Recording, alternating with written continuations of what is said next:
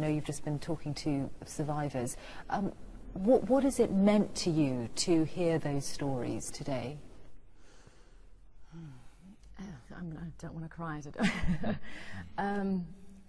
It means that the thing you hear so often from victims of rape is that they feel that somehow they carry the shame, they're at fault, and that they're alone. One of the women mentioned, the way she worded it was, "We feel like we're sinking, and they can't recover, and they don't feel that they're respected, and they feel and many of them actually live in direct contact with the people who abuse them.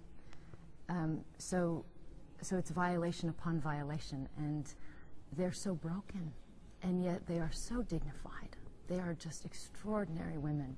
And so you see this courage and this elegance, but just eyes wet with tears, and you know that they live with this every moment of every day for 20 years, and they haven't told their children, and they don't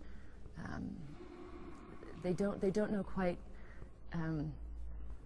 what to do. And so for me to be able to stand next to the Foreign Secretary of England and say, this government has launched this initiative, and we together do see you as extraordinary survivors, and we respect you, and we believe you deserve to be not only listened to, but to see justice, and to use those voices that you have to not just, they've been to The Hague, some of these women, and they haven't seen results.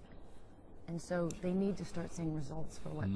They're our inspiration, as I just told those women when we met them, because you can tell listening to them that, as Angelina says, 19, 20 years later, this is still something that makes reconciliation in a society like this dramatically harder, which is why this is all about preventing future conflict and resolving conflict, as well as being such an important moral issue.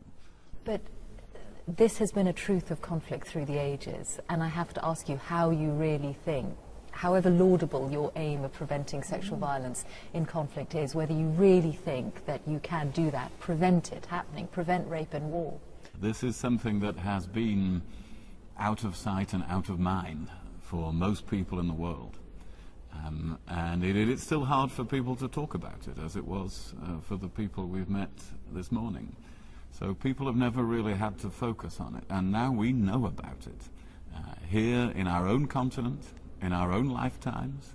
It is not some distant thing at the other end of the world or far away in history. This can happen anywhere in the world, at any time, where there is conflict. So it affects all of us. And I think we can do something about it if we succeed in creating the right international standards of investigation and prosecution, so that people really are punished, that justice is done when at least some of these crimes are committed.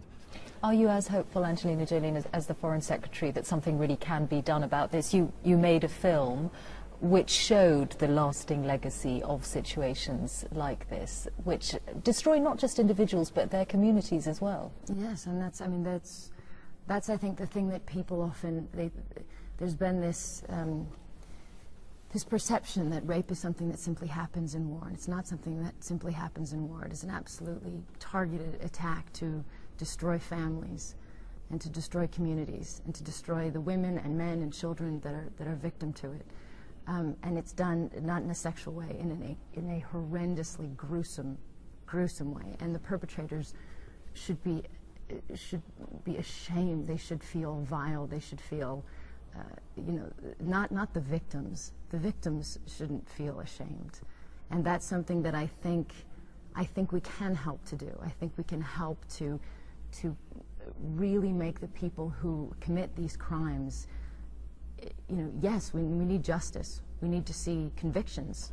We need to see that people, simply do not get away with these crimes. That's what the victims need, and it's what the world needs to understand. If people can get away with them, then it becomes a standard, and it becomes something that we cannot tolerate. So it's justice, and it's evidence collecting, and it's and it's explaining to communities, you know, what this is, and to change their perception of it, so we can certainly make a dent.